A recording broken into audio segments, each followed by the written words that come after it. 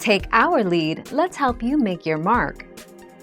Our goal is your satisfaction. Let us show you the way.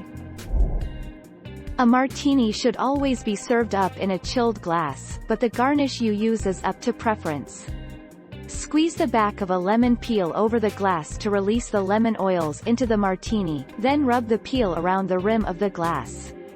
This enhances the aroma and brings a fresh zest to it. 10 February 2017.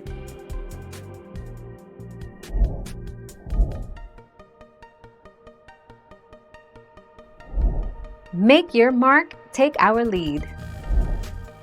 Dedicated martini drinkers savor the olives at the end of the drink. Olives soak up some of the gin and vermouth, giving them a unique taste. When the drink comes with more than one olive, martini lovers typically eat one olive with the first sip, using a cocktail pick or just swallowing.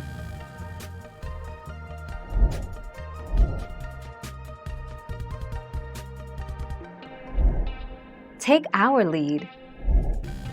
Martinis, Manhattans, Old Fashions, basically any booze-forward drink should be stirred.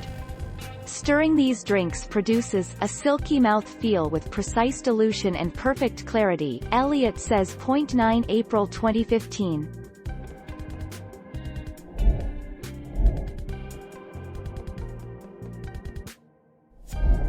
Let's help you make your mark. What are the 3 questions that should always be asked when someone orders any kind of martini? 1. Would you like vodka or gin? Then top call brands. 2. Will that be straight up or on the rocks? The 7th of January 2010.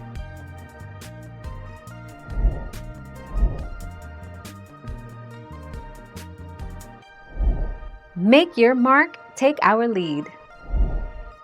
Dry. No, this does not mean that your martini is made without any vermouth at all, but it is the closest you can get to drinking a martini that's just straight gin or vodka.